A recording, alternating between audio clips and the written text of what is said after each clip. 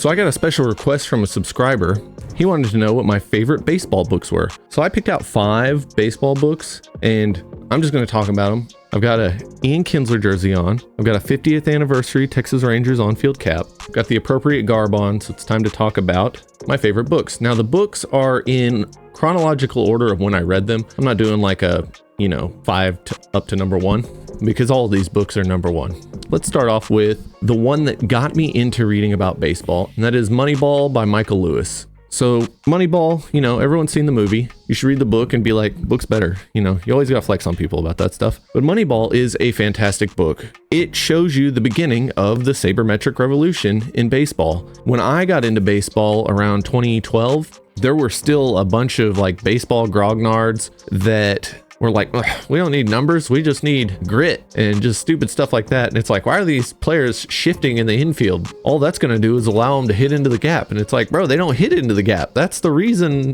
they shift. But anyways, it was really interesting because I got into baseball on the side of the number nerds and not the side of like the, old men. So it was just really interesting for me to have that as like the jumping off point. And the nice thing is Michael Lewis is such a compelling writer that non-baseball fans can get quite a bit out of that. I don't know if they can as much now because it's mentioning a ton of players that have basically been retired for 15 years at this point. Like if I asked a random baseball fan who Kevin Youkilis was, there's only like a 50-50 chance they'll know who I'm talking about. And if they're under 30, they probably have no idea who Kevin Youkilis is. So the book is still good. And especially if you're older, you'll really get a lot out of it. And I think I will get even more out of it the second time I read it because it has a lot of old players that I really didn't know much about. Even in 2012, like I was still new to baseball at the time. So I kind of struggled a little with some of the players they talked about, but then others I was like, I know exactly who that is. I knew who Kevin Youkilis was because my cousin is a huge Red Sox fan.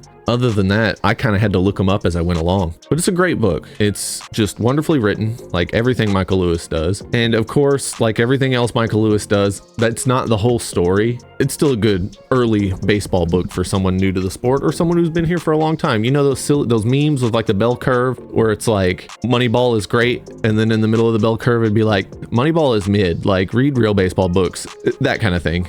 But the next one is timeless, absolutely timeless. It's the oldest book on this list, and that's Ball 4 by Jim Button. That's in the book.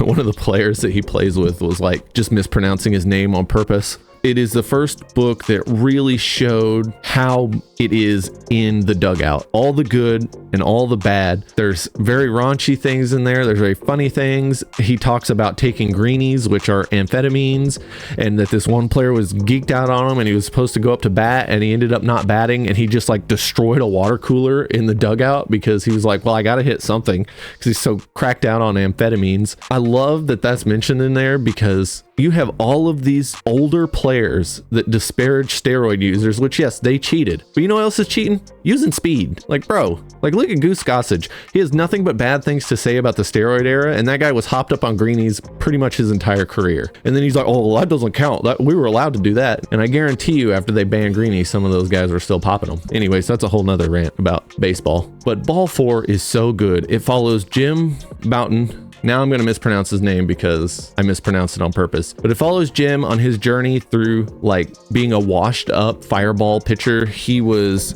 with the Yankees and that's where he came up. And he talks about like the really crappy way that you negotiated for salaries and stuff because the teams owned you. Like you were just a piece of property to them and you had no way to go play for anyone else. That didn't happen until the late 70s when players actually got free agency. And he just talked about how his arm would be sore and they would cover it in like liniment or Bengay or whatever, and his arm would just feel like it was being cooked because they were like, you need heat, you got to heat up that arm, that'll help preserve it. And it was like the exact opposite, and it just like destroyed his arm. He talks about how, man, if only we knew about like icing at the time or it was accepted, like I probably could have kept pitching. And so he talks about his changing into being a knuckleball pitcher, which are my favorite pitchers in the world. There's not enough of them in Major League Baseball. There's like one right now, and I really wish they would come back. He talks about his journey to the Seattle Pilots, which is this upstart major league team that really shouldn't have been started as early as it did. And the team just sucks. The team is awful. And you've got all these just players that barely are worth being in the majors. They're just trying to scrap along and they're talking a lot of crap, and you just really hear all the locker room talk, the stuff that you would have never heard before, and it's so fascinating. And the cool thing is every decade or so after it came out, he would update the book. So mine is Ball 4 plus Ball 5, and so he just kept adding these things, and like Ball 5 was 1970 to 1980. What's interesting is you hear about him going back and playing in the minor leagues and then coming back to the majors with the Atlanta Braves, and it's just a really beautiful story. Get a newer version. Like I have that old version just as like a nostalgia type thing. I read it on Kindle because it was the most up-to-date version. But man, yeah, Ball 4 is a great book. Between Moneyball and Ball 4, that is probably one of the best ways ever to introduce yourself to baseball. And now if you want to introduce yourself to the wonderful history of baseball, then I suggest The Summer of Beer and Whiskey by Edward Acorn. Now this book is just amazing. It follows the early Major League Baseball teams. This is like the 1870s. And you follow this German immigrant merchant. His last name is von der Ahe. And he was a big merchant in St. Louis, and he wanted a team. And he wanted a team to make money selling beer. But the problem was the like old prim and proper fancy baseball league wouldn't allow baseball on Sundays, which is the only time most immigrants could go to a game because they're all working class, and there were a lot of German immigrants in St. Louis, and he wanted to have games for them, but the only day they're off is Sunday. And he wanted to sell beer, and they wouldn't let you do either. No baseball on Sundays, no beer. But this book is so good. You get to see the St. Louis Browns, which are the first major league team in St. Louis, and their creation and this like race to the pennant. And it's so exciting, and it's such a compelling book. It is written a lot like an Erik Larson book. You have all this excitement, all this compelling narrative, and these really great historical facts, and this cast of characters, and these people were real. It's just so good. And it is the best primer for early baseball history. I've read a lot of early baseball history stuff, and a lot of it is real dry, and this is the exact opposite. It is such a great way to jump into it, and I highly recommend it to any baseball fans out there. Yeah, Summer of Beer and Whiskey is really, really good, and I highly recommend the audiobook. It is so fun. I've listened to it twice. And if you want another compelling audiobook and just a fantastic story, The Only Rule Is It Has to Work by Ben Lindbergh and Sam Miller. Now, these two guys were on a podcast together. Ben is still on the podcast. Sam has moved on. And The Only Rule Is It Has to Work was about them joking on the podcast about how they'd love to run a team to use like advanced stats. This was before every team in the league was using advanced stats. They end up getting an offer to run an independent league baseball team. And so then they go out there and they convince one of the companies that puts like the like advanced like radar system things in ballparks to put it into this indie league park in Sonoma. So then they're like tracking these advanced stats, and they're kind of bashing heads with the head coach because they're supposed to be running the team, but he's just like not into what they're doing at all. And then every once in a while, the owner kind of just gives in to the other side. So you've got like these politics of them versus like the hardcore baseball players that don't believe in the numbers, and you have all this fascinating stuff. They had the first openly gay professional baseball player, and it was just so cool. And then at one point they're slumping and everyone's kind of pissed off and nothing's going right, and they're not selling as many tickets, and the owner's like, hey, we got Jose Canseco, and they're like, oh god, why? Not only does he suck, he's incredibly toxic. Like, why would you do this to us? And the audiobook is fantastic. So you see the story from Ben and Sam's side, and in the audiobook it's two different narrators, and it's really, really good. And Kirby Hayborn is one of them, and he's one of my favorite narrators of all time.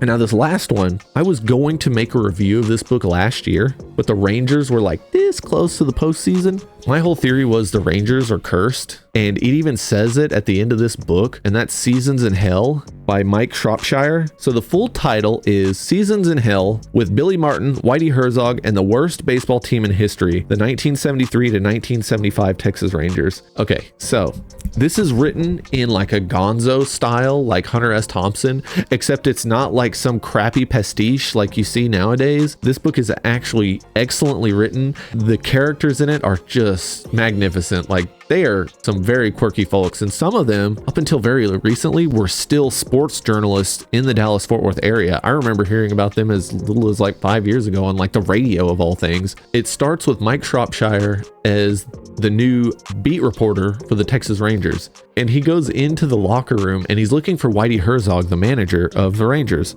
And this is after Ted Williams had just bailed out, because Ted Williams never wanted to go to Texas. Like, he wanted to manage the Washington Senators, not some team in Texas. He goes in there. Whitey Herzog is in nothing but his underwear, sitting in his office chair, drinking what is now Busch beer. It was called Bavarian Lager or something at the time. I can't remember what it was called, but it's just so funny, and it just gets wilder from there. At one point, he talks about a Fort Worth air conditioner, which is a Solo cup filled with ice and tequila. I cannot think of anything that is less likely to keep me cool in the summer in Texas. If I drank a Solo cup full of ice and tequila and was just sitting in a room with no air conditioning, I would be found dead. I don't understand. Like, it's just so ridiculous. And there's all these other little stories in here. Like, there were 2 players with the Yankees during the 73 season. They traded wives, like literally swapped wives, like it was players being traded to another team.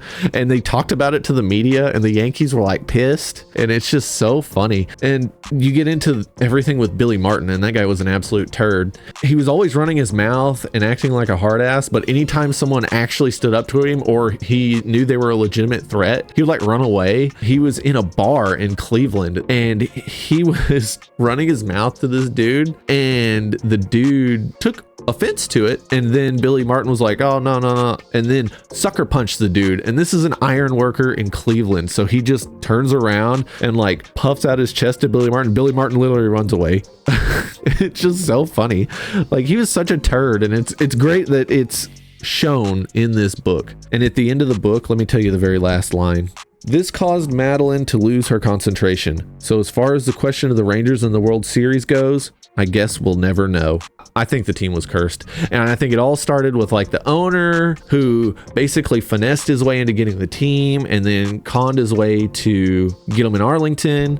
And then they get this new hotshot player that's going to be like the best. And they bring him up too young, and then they use him too much and his arm blows up. The owner was only doing it to get butts in the seats, and I know that's what they do now, but like, come on, man, you ruined the dude's career just to sell some tickets. And the book is absolutely fascinating. Yet again, the audiobook is great, but you kind of want a physical copy because it's got a lot of pictures in it, a lot of really good pictures. But yeah, that's the 5 books I highly recommend. Yeah, this was a ton of fun to make. I really hope you enjoy it. Let me know in the comments if you've read any of these or you have any baseball book recommendations. I have not read one yet this baseball season, and I really need to. I want to thank you for watching, and with that, I'll see you next time.